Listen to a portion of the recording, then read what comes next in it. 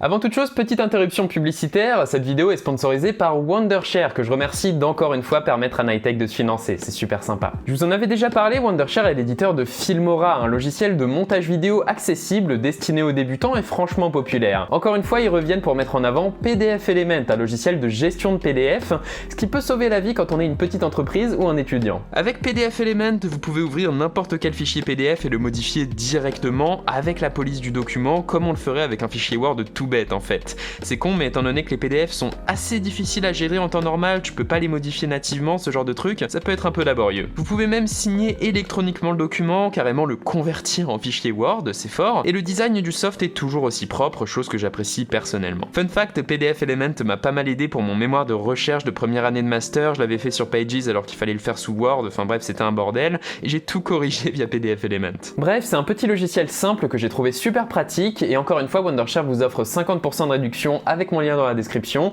donc écoutez, n'hésitez pas. Allez, on revient à la vidéo, et encore merci à Wondershare.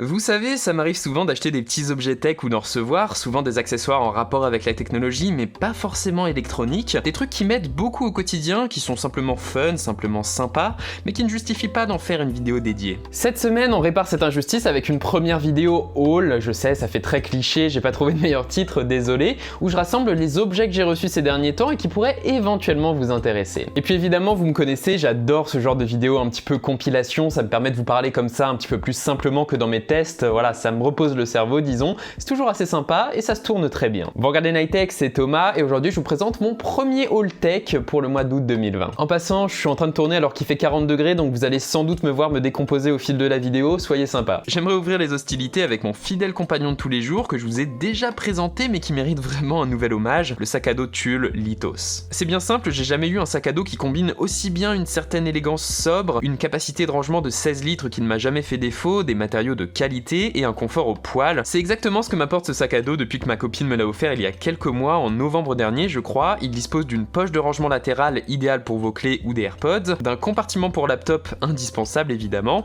d'un plus petit éventuellement pour ranger une tablette ou un carnet et d'un assez large habitacle principal. Au quotidien, la touche que j'apprécie le plus c'est son système de crochet qui permet non seulement de fermement sceller le compartiment du sac, mais également de s'assurer que tout soit parfaitement sanglé à l'intérieur. Aucune chance qu'un petit sprint pour choper le dernier métro ne vienne tout casser dans votre sac. Je vous parle à nouveau de ce sac à dos parce que depuis quelques temps il est à seulement 25 € sur Boulanger, je sais pas comment ils font, mais à ce tarif c'est clairement du vol pour un sac à dos d'une marque réputée, allez-y sans crainte, vraiment. Mais je vous vois venir, un sac à dos Thomas, tu t'es pas foulé, c'est pas très original, alors déjà c'est pas très sympa de votre part, merci, mais très bien, aujourd'hui on va tester une brosse à dents connectée donc. Alors hop hop hop, oui je sais ce que vous allez dire, c'est le truc le plus gadget du monde, c'est aussi ce que je pensais d'ailleurs, mais restez avec moi, c'est pas ce que vous croyez. Ce produit est proposé par Oakley, une boîte chinoise qui est spécialisée dans le domaine des brosses à dents. Alors déjà, soulignons que la brosse est recouverte d'un revêtement gomme agréable au toucher, elle a vraiment un design assez sympa, c'est plutôt joli posé sur un lavabo, plutôt cool. En dehors de ça, cette Oakley est évidemment une brosse à dents électrique sonique, mais ce qui est intéressant c'est qu'elle dispose d'un écran tactile. Fun fact, un abonné m'a même fait remarquer que cet écran ressemble beaucoup à celui des bracelets Mi Band, ce qui serait logique étant donné qu'Oakley est une filiale de Xiaomi si je ne m'abuse. Alors évidemment ma première réaction c'était mais merde à quoi ça sert, on peut même pas faire tourner Doom dessus, mais bon, c'est pas mal étonnamment. L'écran vous permet de régler les modes d'intensité du brossage sur une vingtaine de niveaux, ce qui est assez agréable. Vous pouvez même vous mettre des rappels pour vous souvenir que vous devez vous brosser les dents, bon a priori vous le faites tout seul,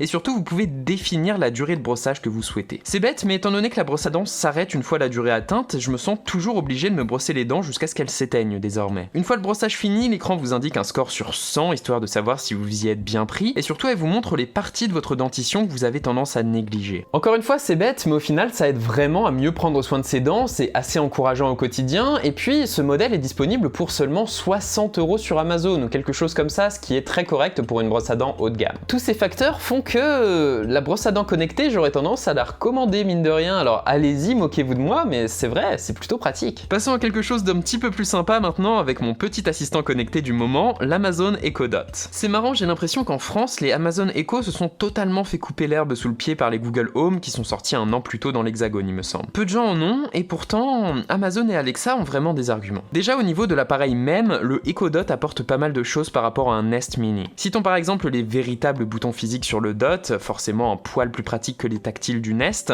mais surtout la sortie jack ultra pratique de l'Echo Dot. Concrètement, si vous avez une vieille station Hi-Fi plutôt qualitative qui traîne chez vous et qui fonctionne toujours, et c'est un petit peu dommage de devoir la remplacer par une enceinte dédiée. Vous pouvez y brancher simplement votre Echo Dot à la place pour rendre votre station intelligente, conserver vos enceintes favorites. Niveau audio justement, à l'inverse, si le Echo Dot se débrouille, ça reste vraiment un truc d'appoint, on n'est pas sur quelque chose d'adapté à une véritable écoute attentive. Aucun souci pour les podcasts, pour de la musique de fond ou pour la radio. Et justement, niveau contenu, software et accessoires, Alexa se débrouille en étant un assistant véritablement agnostique en matière de plateforme. Il fonctionne de la même façon sur iOS ou Android. Il est même compatible avec Apple Music, chose que je trouve vraiment pratique étant plutôt dans l'écosystème d'Apple en ce moment, c'est vrai. En matière d'accessoires, Alexa est compatible avec un large écosystème d'accessoires pas chers, ce qui est franchement pratique pour avoir des ampoules, ce genre de trucs. Et il permet également d'utiliser des raccourcis, des routines qui sont agréables au quotidien, qui vous permettent d'automatiser certaines choses. Là où le bas blesse avec cet Echo Dot, c'est définitivement dans l'assistant lui-même. Si Alexa peut se targuer d'être définitivement beaucoup plus rapide que le Google Assistant, ce qui m'a pas mal étonné pour être honnête,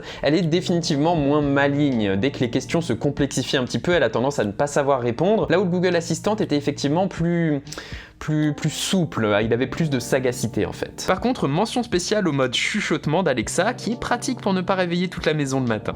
Alexa, qu'est-ce que tu sais faire?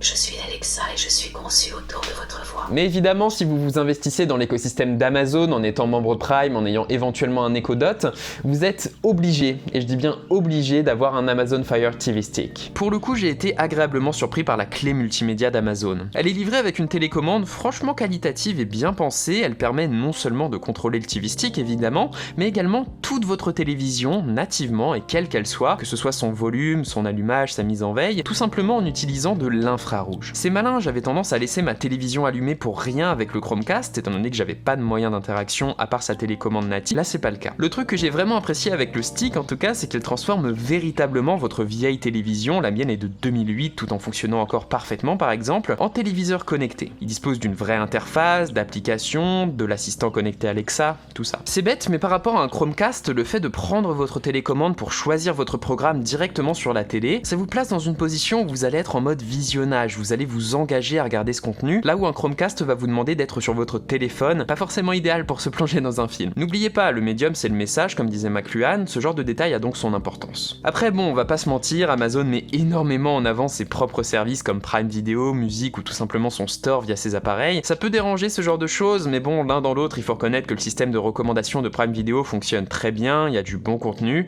À vous de voir si vous appréciez Amazon et ses pratiques après, mais bon, c'est le jeu, c'est pour ça que les appareils ne sont pas chers. À vous de voir, c'est vrai que l'expérience totalement transparente du Chromecast a également ses avantages, surtout si vous êtes déjà dans l'écosystème de Google, c'est vrai qu'ils sont très bien intégrés, mais voilà, je pense que c'est pas vraiment une question de lequel est le meilleur, mais plus duquel vous préférez simplement. Et justement, en parlant d'écosystème, Realme m'a fait parvenir deux appareils qui ont l'air d'indiquer qu'ils veulent s'en constituer, le Realme X50 et les Realme Buds Q. En ce qui concerne le X50, on fait face à une version plus raisonnable du X50 Pro que j'avais testé et que j'avais plutôt apprécié. C'est bien sûr un smartphone typique pour Realme, comprenez par là qu'il propose des spécifications très intéressantes pour son tarif, à savoir 8 Go de RAM, 128 Go de stockage, un écran Full HD IPS 120 Hz, une compatibilité 5G et mon petit chouchou, le Snapdragon 765G pour un bon équilibre entre performance, autonomie et prix. Pour ce qui est du tarif, Realme ne m'a pas mis au courant et le smartphone n'est pas encore sorti en France il me semble, donc j'ai un petit doute mais je crois qu'il tourne autour des 400 €. Soit dit en passant, Realme a l'air de s'être concentré sur la partie photo ces derniers temps. J'ai eu la franche impression que ce X50 proposait un rendu plus neutre et mesuré que les précédents modèles, avec son capteur ultra grand angle et les 48 mégapixels de son objectif principal. C'est dingue ce qu'on peut avoir pour 400 € aujourd'hui, entre ça et le Pixel 4a et évidemment le OnePlus Nord. En passant, ce sont deux smartphones très similaires j'ai l'impression, ce qui est logique vu que Realme et OnePlus appartiennent tous deux à BBK Electronics. J'aurais peut-être un poil tendance à vous suggérer le OnePlus, ceci dit, Realme a encore un petit peu d'effort à faire niveau software, surtout au niveau du bloatware inclus et de la traduction française, de choses qui me dérangent un petit peu sur Realme UI. Après,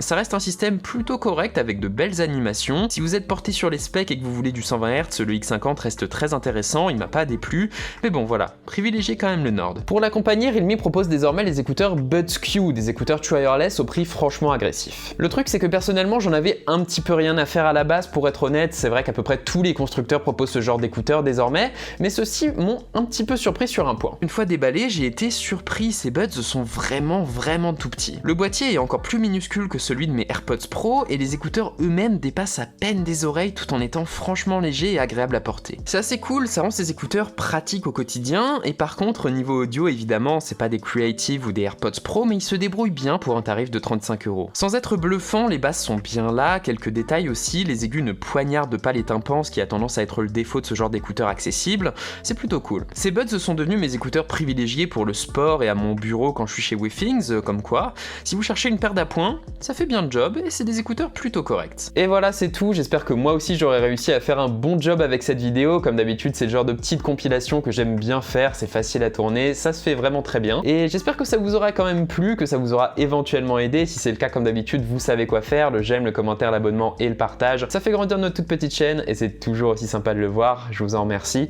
Et moi je vous dis à la prochaine les gens. Allez, salut.